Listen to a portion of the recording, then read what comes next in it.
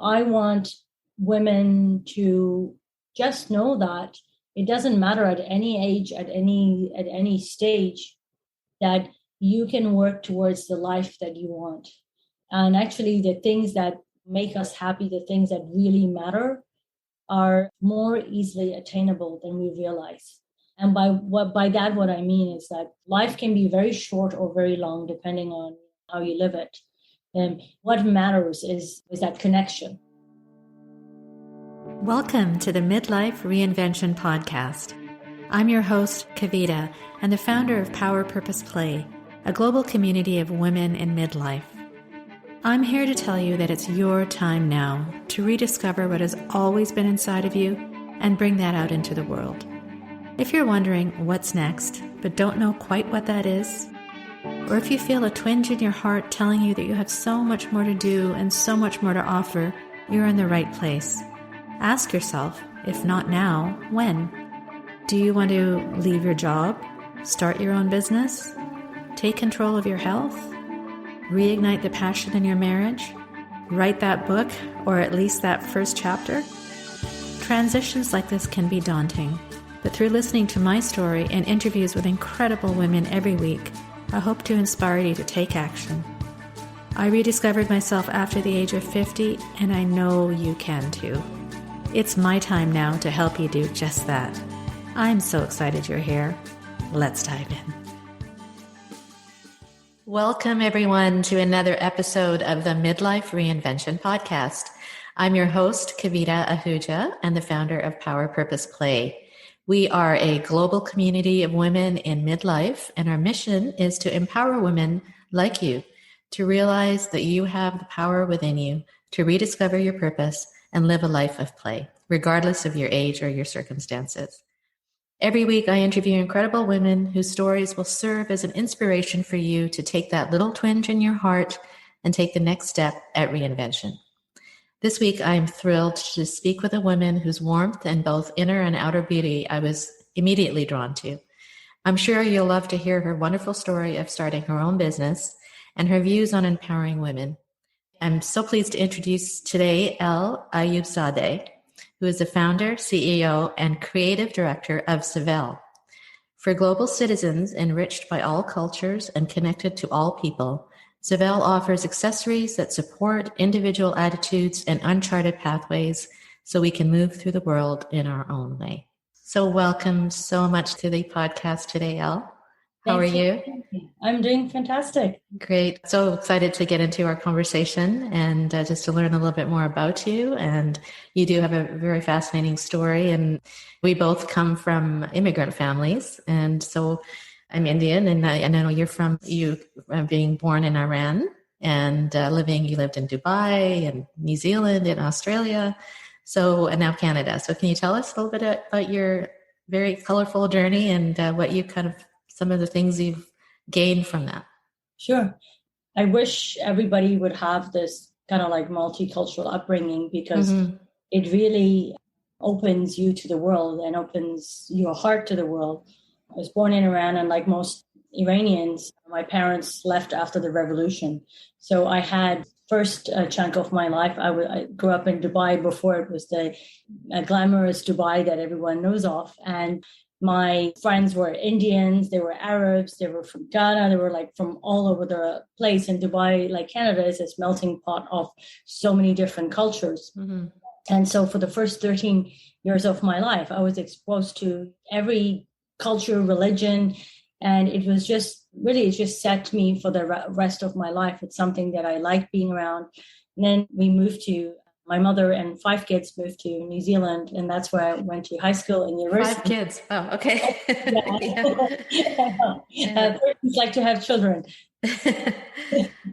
And I'm the eldest, and that's where I went to university. And after university, like most Kiwis, I wanted to explore the world, and I've always wanted to do something bigger than myself. So I bought a one-way ticket to Australia. And I moved with a bag of shoes and books, my 2 favorite loves in the world. And I didn't look back, and I didn't know anybody in Australia. That was my first time. And a few years after that, the company I was working with in Australia relocated me to Canada. So in this year, a couple of weeks later in July, it'll be my 13th year in Canada. Oh, congratulations. That's great. What Canadian, so I have to stay here for a little bit at least. That took a lot of courage to take your shoes and books and just take off. Yeah. When you're doing it, you don't feel courageous. I never ever once in my life thought like I'm courageous, I'm doing this. I think when you look back, you're like, oh, okay, like, that took some courage or sometimes some naivete, which actually can be an advantage. But I never felt that I was really interesting at the time. We talk a lot about courage here. Yeah. Because especially, it doesn't really matter how old you are. When you're thinking about starting something new or stepping outside of your comfort zone, it does take a lot of courage. So maybe you just did it, or is there any tips that you have for women or anybody who's listening? If I am thinking of starting something new, but I'm scared or I'm afraid of X, Y, and Z. Yeah. I think that the thing that when I've asked people who've done things that I admire is that they've done it. I mean, but they've also been scared. So you can't you can be courageous, but be scared at the same time. And fear is actually a good emotion to feel because it shows that you're alive. It shows that it sometimes could be a good alarm to be aware of certain things. And also it shows you how important it is to you. So I think for me, it's like when you look on the other flip side of courage, it's like, well, if I don't do this, then whatever it is that you want to do, you have to live knowing that you didn't do it. So for me, the scariest thing is being on my deathbed and wondering, having the questions of why. And that's the thing that's driven me all my life. I'm someone that is very honest with myself. And that's a great thing, but it's also like a painful thing because I can't lie to myself. And sometimes it'll be good to just ignore some things. But I'm very aware of what I'm feeling and what I want out of my life. And so that purpose drives me. And not doing something that maybe is nagging me on the inside is actually scarier. So I'm more scared of that versus going out and doing things. And you don't actually know until you step out. Exactly. I love that because I agree with that. There's a saying, feel the fear and do it anyway. Absolutely. Yes, right. Yeah. And I so agree with you because when you at the end of your life, or you don't want to look back and say, oh, should I have done this? Why didn't I do this? Right. So I think stepping outside of that fear or box is so important. And if you don't feel the fear, then you're not growing. Right. So yeah, absolutely. So tell us about Zvelle and why you created it and how you came up with the idea and how did that whole thing start in terms of starting this beautiful business that you have. I started it 5 years ago, and 10 years ago, I decided to leave my career in finance and become an entrepreneur. And I was running another business at the time, my first business, and it was a concept store. So one of Toronto's first concept stores. We had a spa, a wine bar, and we had beautiful accessories and skincare from around the world. And I was buying all of that myself. And I started paying attention to the fashion space in a different way than I had ever done. When I was working in finance, I didn't think twice about dropping $1,200 on a pair of uncomfortable shoes. And I didn't have the lifestyle that I did when I became an entrepreneur. So I was always on my feet and I didn't have time to change 5 pairs of shoes. And I just started asking myself, why are shoes uncomfortable and why do I have to pay $1,200 for them if I want certain quality and craftsmanship? And I've always been someone who's very independent, and looking at the fashion space, fashion, like many industries, they have for centuries played on women's insecurities and told women to dress a certain way, look a certain way. I just remember when we first moved to New Zealand, I was 13 years old. And in New Zealand, it wasn't at that time as multicultural as it is now. And going into a store and trying on something, and the lady said, well, your butt looks really big in that. Oh my God. But Really? at the time, having a big butt was not in fashion. Right. So like now, people have surgeries to have. They inject it. So now if somebody says your butt looks big, you're like, oh, thank you. Like, it's a good thing. Yes. And when she told me, it was like I think I would say, like, I thought at that time I had a big butt, and I'm just like, well, it's not big compared to the big that people have today. Yeah. But that's just like one example. And I was like, it's like people are built differently. Or if you come from parts of the world. And here in North America, people go crazy sunbathing. But then in the Middle East, it's like you'd never be sunbathing, like they like sometimes fairer skin. Fair skin, yes. So that's something that I've always been aware of. And I just kept asking myself, like, why is it that fashion brands, and not just portray women a certain way, but we're always seeing the same kind of women? Like, we never see a woman past the age of 30. Yes. In an ad. And it's like, we don't die and fall off the earth at 30. And in fact, it's like, that's where we have more financial freedom. That's where we have more disposable income and where we're more comfortable in our own skin. Right. And I've never needed a fashion magazine to tell me what to wear or what to buy. And I'm not that person. And I just thought, like, what self-respecting women is buying some of the stuff from these brands? Mm-hmm. If they are, they're not actually aware of what it is that these messages that these brands are sending. And it just stayed with me. Like most entrepreneurs, it's kind of like it festered, and I just got more obsessed about the idea every day. So, and you wanted to do something about it, right? So yes. I believed in it so much that I decided to sell what I could of that business and just take all my funds and go on this mission. And our mission at Zvelle is to revolutionize the way women are portrayed through fashion. And everything we do, whether it is product that I designed, a shoe or a handbag, through every product we tell a woman's story. So yeah, I wanted to go on this mission and really just do something different in the fashion space. Mm-hmm. At the same time as well, marry my love for craftsmanship. Yes. You mentioned you come from India. I mean, you know all about craftsmanship, the way they make India is known for that. Mm-hmm. Go buy a sari, and it's like the amount of work that's gone into that. You can go into a store and say, I want this color, I want this embroidery, I want jewels on it. And in the incredible beautiful things they come up with is and people pass those saris on down to generations. Yes. Like heirlooms. And if you grew up in those cultures, you get it. But I think maybe we've sort of like lost that. Mm-hmm. And craftsmanship has been something that's always been important for me.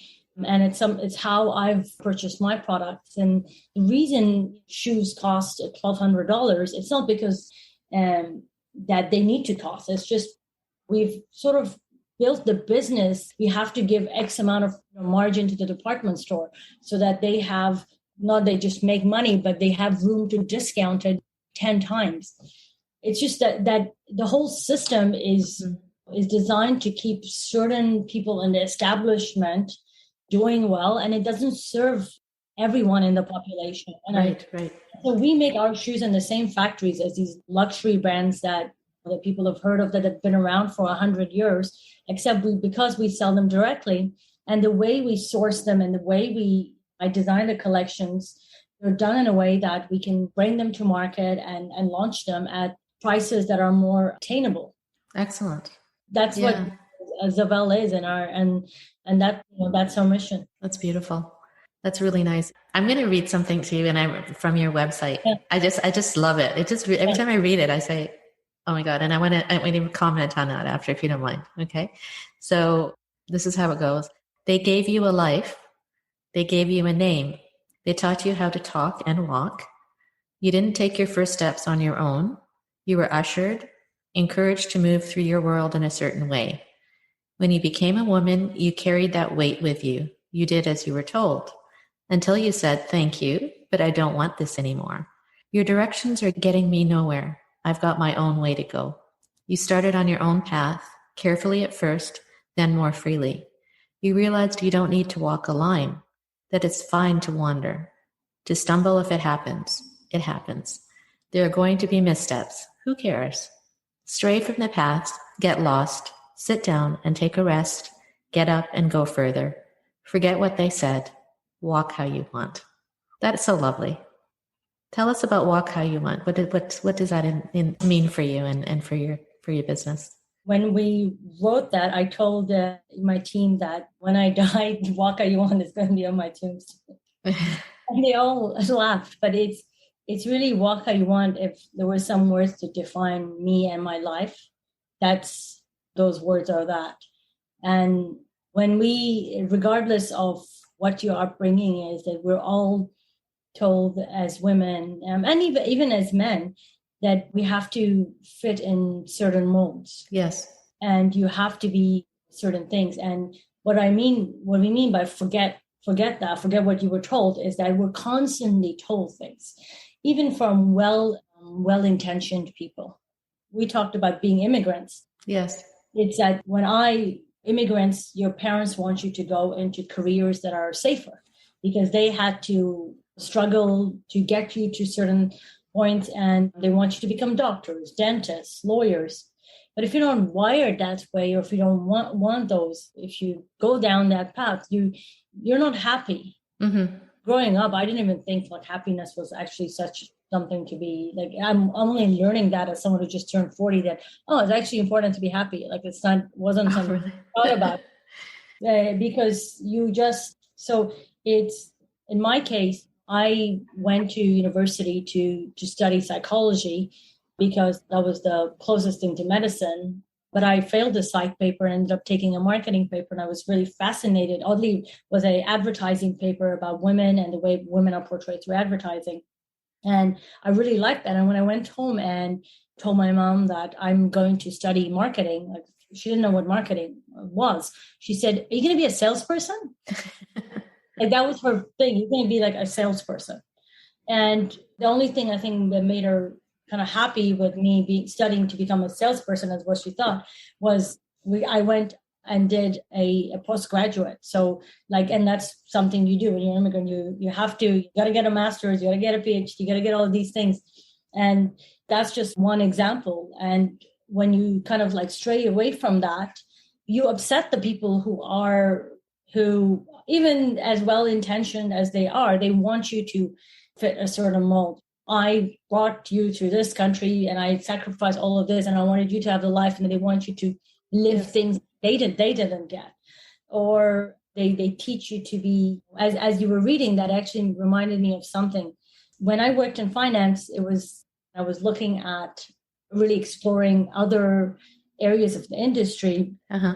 I was told so many times that I was aggressive, and it wasn't as a compliment. Yes. Yeah, aggressive. And a couple of times, like once I interviewed at a private equity shop, and they, after 20 interviews, which is a lot, which I'm so glad that didn't work out because I wouldn't have been here. They didn't hire me because I was aggressive. If you just think about it, what's private equity's job? They're not exactly. Yes. Yeah. It's so funny you say that. Firstly, would they have said that if you're a man? Yeah. No. Probably not. Right? No. Yes. And it's and my job was actually to be business development and marketing. So it's hello. Yeah. Then somebody from a partner at a hedge fund, they called me. They really were interested to hire me. And the partner who was doing whatever the hedge fund stuff, the financial guy, he thought I was too aggressive. And again, they call me, they're like, my partner thinks you're too aggressive. And I remember when this happened, I was quite taken back, and I felt like, why am I aggressive? So I naturally reached out to the people who I knew. So I called my colleague who worked with me at the time, and I said, "Hey, am I aggressive?" And he said, I don't know if I can swear on this podcast, but he said, "F yeah." And I said, and I was like, "What do you mean I'm aggressive?" And he said, well, you make it sound like it's some bad thing. You're in business development, and that was my role, marketing. You're supposed to be. Like, you're supposed to. And I was like, okay, I don't want to talk to you. Then I called my brother and I said, am I aggressive? And then he goes, F yeah. And I can't talk to you either. I called my mom. I was like, am I aggressive? And she goes, yeah, that's my most aggressive kid. And I was like, I can't talk to you. I was just having this kind of like internal turmoil, like, why am I aggressive? And it's just like, because it was like something bad. And now looking back, if I was not aggressive, I would not be making shoes in the best factories in the world. Yes, so absolutely. I would not be coming up with walk how you want. And on a daily, like on a weekly basis, I can't tell you the number of times I will tell the women on my team, just be a little bit more aggressive. Yeah. And when they're like, and then they just laugh, and they know the story, but that's just one example of me having to forget what they said, because it's, what's wrong with being aggressive? Men are celebrated for being aggressive. Exactly. People put these labels on other people, and then they stick with you, and then you start questioning yourself. That exact same thing happened to me. It's ironic that you're saying this, because I also was going for an interview, and I thought everything went really well. And it was actually a woman who was interviewing me, and she said, it was good, but you were overconfident, too overconfident. I was like, what? Yeah, I am confident, but I wasn't being. Yeah. And in an interview, right? To be confident, because of course. You know? So, and then that was the point where I said, there's something here. This is a sign that this is not the right place for me. And similar to you, because you said you had 20 interviews, and it was like, thank God I didn't. So everything that you go through and what people say, they stick to your head, and at the time you're upset with it. But then if you look back, it's like, okay, those were signs, something that veered the path in a different way. And thank goodness for that. But you have to listen to those signs, right? Well, you have to. And we listen to so many things, and we forget to listen to ourselves. Yes. And part of the whole walk how you want is, I want to inspire women to actually think more of themselves, to think more about themselves. Yes. Of what they want, because you cannot walk how you want without like doing someone else's path to make your mother, husband, whatever happy. Yes. And you have to listen to your own voice. What is it that makes you happy? And we all have, that is the most personal thing. And if the sooner we realize that, actually the happier that we are. I've never done anything more complex and probably stressful and riskier in my life than what I'm doing now. But I've never been more satisfied and more fulfilled. And my mother, like in the early days, there's one point she said, well, if you're going to do that, I'm not going to support you. And I just like literally I laughed. I was just like, well, I just want to remind you, you're not supporting me now financially or anything. So like, so it doesn't matter. And that took a lot for me. That took a lot for me to say that, because again, coming from an immigrant family, like you just like you worship your parents, and whatever they say, you're like, sure. And to say like, no, that for me was like, took courage at that time. Takes courage, courage than actually doing other bigger things. Because first say to the people around you, your loved ones, a stranger, it doesn't matter. It's actually often your loved ones that where you need to really to have everything it takes to kind of like say like, no, actually, that's not how I want to define myself.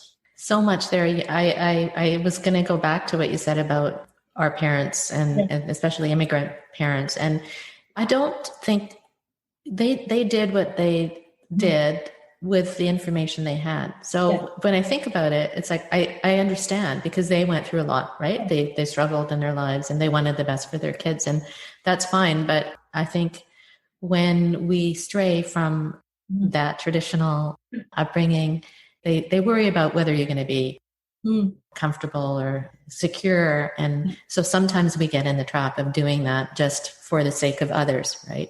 Versus going, okay, now, like you did, and like what I'm doing right now, what do I really want? It's my time now to figure that out. And I've looked after maybe everybody else, Yes. or worried about what other people are saying.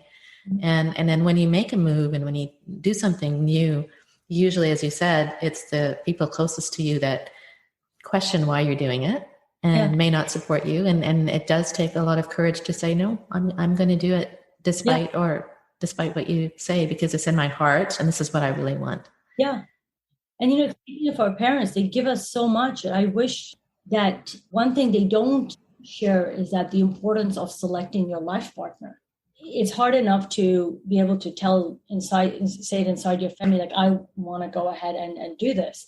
But if you want to get into any relationship, you have to also understand that, is that the kind of person that I want to be with, like 10 years from now, when maybe I'm also not the same person that I am today. Mm-hmm. Like, for me, I'm married to an entrepreneur, and I've always been very ambitious and very driven. And I think that I can't be with someone who will question, like, I don't have time to make dinner. That's just not something I'm going to do. Yes. And personally, I don't like cooking. So that's the other thing. I like eating.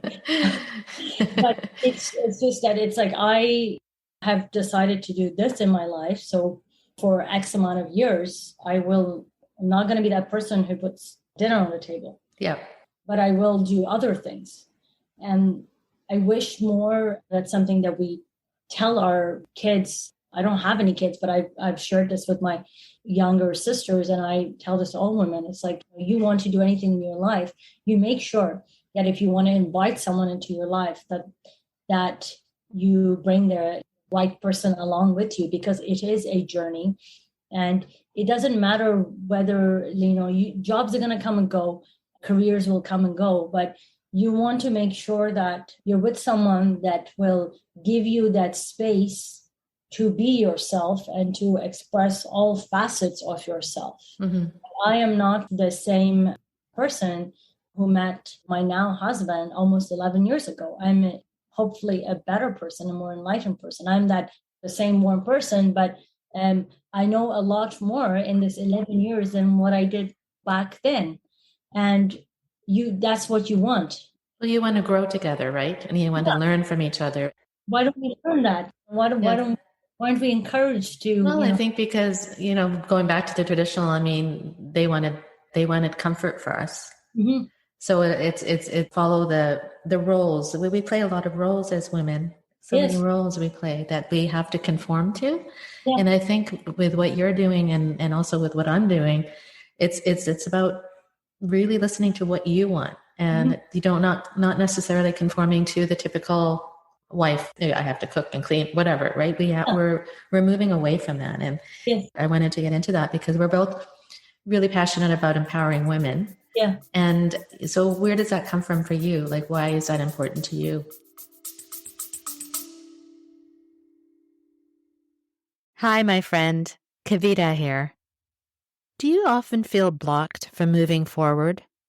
We all feel that way at times. These are referred to as energy blocks.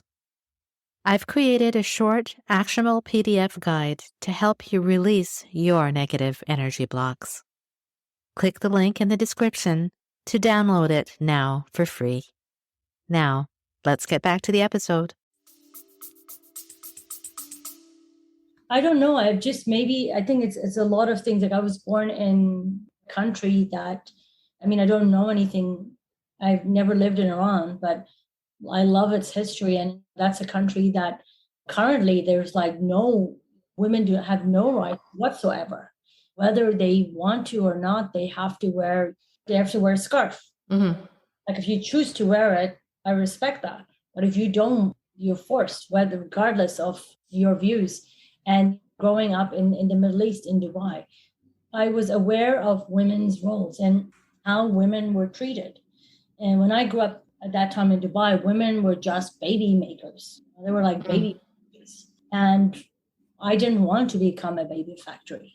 And I saw that the men went to work. And even though my family was very modern, but just going and living in the society. And I was always interested in work. So I went with my father in the office, and And I saw that the men had the freedom. They were working, they enjoyed it. And I just decided, I think I remember like one of my earliest memories, I was like 9 years old, that I want to have my own independence. I want to make sure that if I ever want to get out of a situation, that I can, because I saw women, they had the babies and they couldn't leave. And if they wanted a divorce, which they were lucky enough to get it, their babies would naturally go with the men, even though they didn't want to take care. That was the thing in the Middle East. I think it still is. And first kind of the step of it, empowerment is actually to empower yourself. As the saying goes, your cup has to be full so that you can. And that's another thing that I've had to learn the hard way, just to work experience. But for me, I want women to just know that it doesn't matter at any age, at any stage, that you can work towards the life that you want. And actually, the things that make us happy, the things that really matter, are more easily attainable than we realize. And by that, what I mean is that life can be very short or very long, depending on how you live it. And what matters is that connection. Yes. So connection with people is that personal fulfillment. And it's that knowing that your life matters. We all want to feel like what we're doing matters. And it doesn't, we kind of forget that you can be somebody just pressing clothes I'm just going to give this, in a laundry shop. Yes. But actually what you do matters if you look at it by the fact that you're pressing these clothes and you're doing it in such a way that the person who's wearing it will get that pleasure. Yes. That's actually something that matters. You don't have to be, I don't know, the CEO of something, or you don't have to go to figure out how to get to Mars. And that's the thing that we all crave. And for women, again, it's like there is no empowerment without some financial independence. And that's something in the Middle East and all these parts of the world, they prevent women from getting education. They prevent women from getting a job. Mm-hmm. And actually, when women have some level of education, they have some job, it benefits not just their family, but their communities.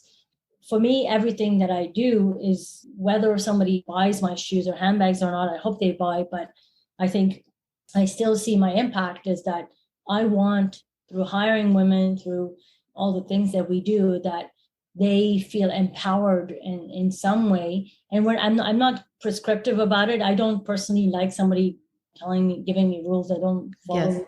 Yes. Yes. And we don't do that as a brand as well. But I want people, just from the fact, by being exposed to it, to be able to think like, hey, I think I heard Priyanka Chopra, she's a UN ambassador. Yes. She said they give an example of a young girl just being exposed to the fact that you don't have to get married at the age of 12. Just being exposed to that idea. And when she learned that that's not something that happens in every part of the world, she told her family that I don't want to. Yeah. I don't want to get married. I heard her talk about that. Yes. And that's just a simple idea that can change your life. It's like, no, I don't want to. And that's what I think that what I hope to do through my work. Yes. That's beautiful. There's so much that you said there that I resonate with. And the one thing about, you talked about it doesn't matter if the power thing, right? Yeah. And that's why the first word in my business is power. Yes. And it's because it's not that power of CEOs, or it doesn't matter the title. It's the internal power that you have to find. And whether you're ironing something, or if you do it with passion and with pride, then you find that internal power. And that's what I think we all need to find. So, and if it means putting on a beautiful pair of shoes, that gives you, that you should do that too, right? Fantastic. One other thing I often talk about here are challenges that we face in life. And of course, we all face many challenges, especially as entrepreneurs. Yeah.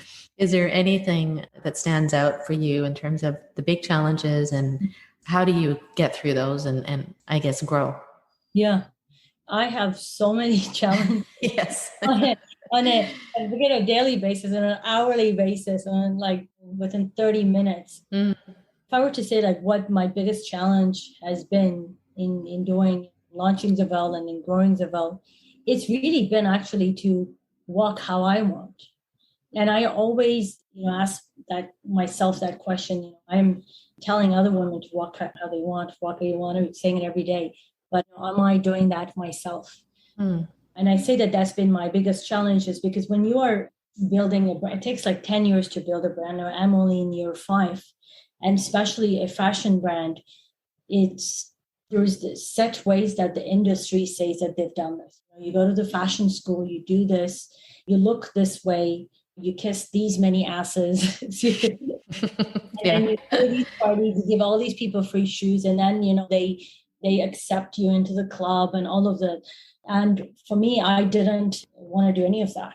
I didn't go to fashion school, and I learned how to make shoes and handbags on the factory floor with the craftspeople, with the factory owners, and it was my best education. And I wanted to build a brand and design products for a certain kind of woman, an intelligent woman that was internally driven.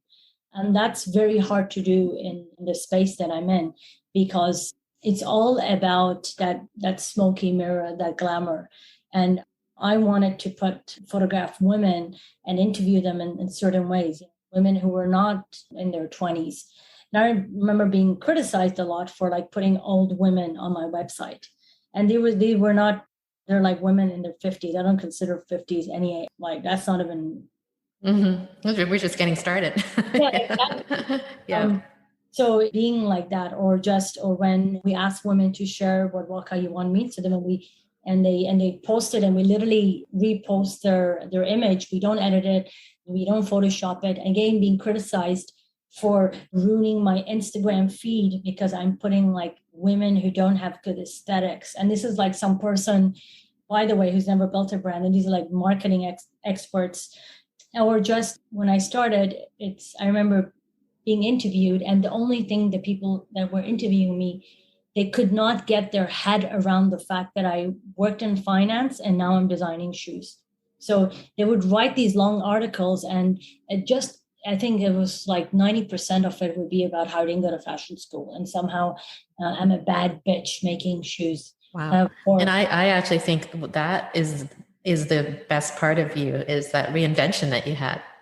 Yeah. I had to work really hard to kind of like ignore that. Or when I met fashion people and I was too businessy, because I cared about my bottom line. And I have to care about my bottom line because I'm an independent company. Yes. Raise venture money. So I can only make shoes based on the money that I have. And I didn't want to throw these lavish parties. I wanted to invest the money into the product. And those are just some things. The fashion people thought I was too businessy. And when I met business people, I was like, I wore my heart on my sleeve, all of those things. So that's just like having to learn to walk how I want. Is being myself, is that it's not encouraged. We think that this word authenticity is so overused, and the people who actually use it are the least authentic. Yeah, I agree with you. I don't even know. It's like you're not encouraged, unless it's some like Instagram post and you're putting something like controversial, and then yes, yeah. Do you think that's changed though in the last? I mean, since COVID, do you think that perception? Because I know that some was it Victoria's Secrets now? Yeah. They're now portraying all kinds of women apparently because they were criticized for that, not just having the angels, right? Yeah. Do you think your view, and I think it's a beautiful view of showing women in their natural state.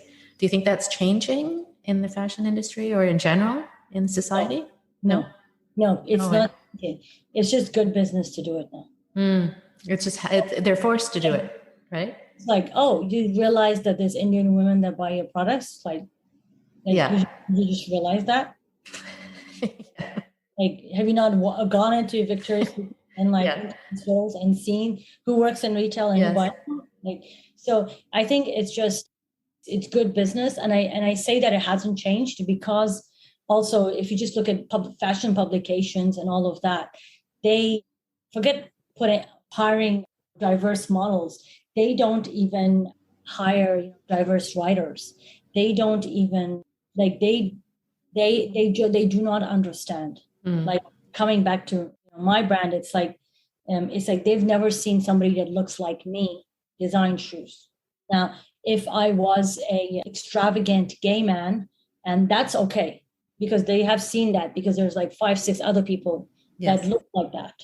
But me, they haven't seen. Yeah. And it's like, so it's not, I really like what they're doing with Victoria's Secret's doing. I think good for them, but it's good for business. They were kind of forced into it. It was like, oh, we have to do it now. Yes.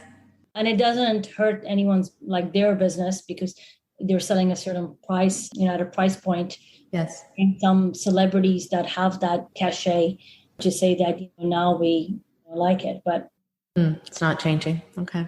And it's similar. There was an article, Forbes article, 50 after 50, and I think also, I mean, that's good. It's finally here, but I think they were forced to do that because it's like they had the 20 under 20, 30. Under, and it's like, they're forced to do it. So now it's like, oh, look what we're doing now. Yeah. Because 2020, like I'm really proud that I've never been on any one of those lists. And I don't want to be because, and what this whole, like they just clued in, like most of the fabulous women I know, they're over 50. Yes. And they're fabulous because it takes a certain amount of experience on this earth. Okay. You have to go through a certain amount of painful experiences to actually realize that you've always had that power, that to have good stories, to have a sense of humor, to actually appreciate maybe somebody else's flaws because you kind of know that you yourself are flawed. And it's, you don't have that when you're like a teenager because you don't have this life and that you don't need to have it. And I think there are cultures in the world that appreciate that. We just don't appreciate it from a media perspective. Kind of like we don't appreciate from like consuming the stories, whether it's on Netflix and now people have learned that, oh my God, like women, and it's like they have disposable income. So it's just become good business, it's good for business. And I'm glad that it's finally people realize it's good for business because maybe they can just help them. I just think it's like the most fabulous women I know are over 50. Oh, I know. And that's exactly, I encourage my course and all the things that we do is like, think about all the great things that you have done in your life and celebrate them. And people and women they don't sit back and say, oh, okay, write down all your accomplishments and look at them and say, yeah, I did that. I'm very proud of it. Yeah. And I think that is so important. And it doesn't have to be big things. It can be small things that you do every day. Actually, it's the small things that are the hardest to do. Yes. And that matter. Yes. Like how many big things are like, what are the big things? You born once, you die once. Okay. Like that. Okay. I love your attitude. I love it. The small things are the things that, that matter. Of course. Like for me, it's that when my husband gets up earlier than me and brings me a coffee, that's the biggest thing he can do for me. Yeah.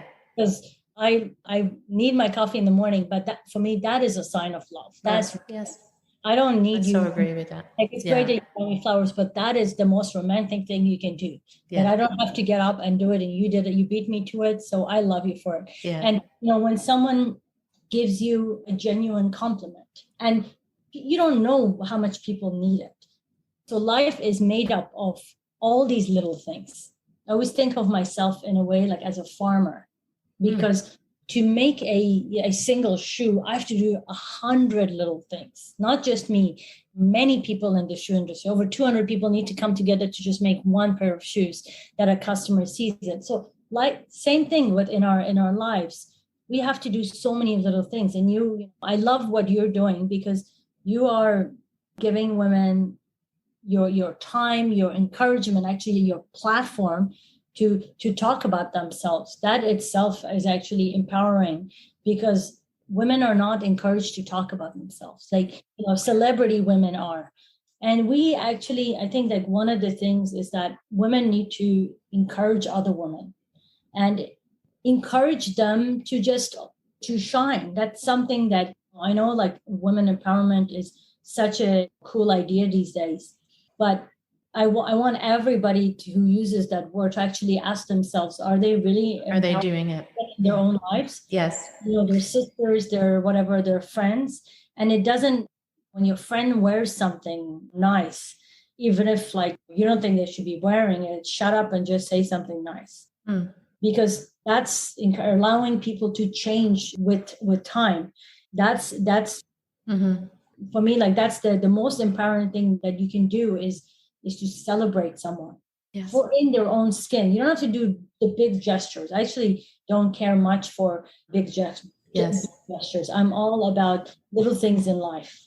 Yes. And you're so right, because the word women's empowerment is kind of talked about, and what does that really mean? It means like encouraging and giving giving praise to each other and receiving compliments and saying thank you, and actually asking the person next to you, what are you doing and how do you feel about it? And just really being interested. And that's why I'm so interested every week in these stories and like you said, I could go and say I want a big celebrity, but that's not, I like the stories of people like you who have lived life and who have the lessons that we can all learn from. And I think that is so much more important, and that's so empowering. Yeah. And you do something innovative. That's why I want to tune into your podcast. Something that thank you others are not doing. I can listen to XA celebrity on like when they have a movie. Yeah. And like give me the same spiel and everything, but they're promoting a movie. Yes. I want to know. Yeah, and then you're doing the same with your business, because you're telling the stories of the women who wear your shoes and your handbags, and I think that's fantastic. That's really great. I could talk to you forever. We're gonna have to do this in person. I know we are. Oh my God! Well, soon, I hope. Yes, you will. So Elle, tell us all about where we can find you, and tell us about anything that's happening that's new in Zvelle, and anything you want to share. And there's lots of new things happening at Zvelle. We're always coming out with new styles. I'll say that we have lots of new interviews coming out where you can see everything about Zvelle. You can find it on Zvelle.com or on our Instagram, Facebook, YouTube channels. I don't have a lot of time to be on social media myself. I'm on Twitter and occasionally you'll see my face on Instagram. But I'm quite a private person doing a very public job. But when we're allowed to have people into our showroom, I would love to host you, Kavita, and some of the fabulous women that you've interviewed, and actually like celebrate you for everything that you're doing. So in our my goodness. And I'm hoping that will be sooner than later. I think. Oh, that was so nice of you. I would love that. That would be amazing. And that's what I told Sandra Pierce, who introduced us. I said, I'm going to have a big party when I can to just celebrate all these amazing women that I've met in this journey. So, you're welcome to. Can't wait to hug them in person. Right? Yeah, I know. Yes. I know. I mean, I think if we've learned anything, is that how much we value that human connection. Mm-hmm. Actually, it's been just one last thing I'll say quickly is that what we've learned through this time of like not being able to see people, actually, it's reminded us of the importance of actually listening to each other. Yes. Rather than, I've never been one who goes to events and like gives out 100 business cards. I go to an event and I talk to one person all night long because I want to get to know that person rather than like network and whatever way people think that we should network. And what I noticed is that so many people, like, it doesn't matter. Like, they close themselves to new experiences and connections because with COVID, it's like people are very reluctant to like get on a Zoom call and like have coffee with someone. And like, it's just kind of like, well, what do you mean? But the people who've done that have built those relationships, even if it's been just over Zoom or whatever. And they're the ones that are going to be better off when we go back, because you can have connection in any way. And one of the greatest assets that immigrants have is that we've learned to have that connection without the Zoom, because we've moved countries and we've sent that letter. I remember, like, when people used to handwrite letters. Yes. I remember, like, yes, calling people on those little phone cards you used to buy, because calling them directly on your landline was so expensive. Yes. I remember that. A long way. But we've forgotten that. The human connection. Yes. Yes. And I so agree with you, because my business developed online. And many of the women that I have been so supportive, I haven't even met in person.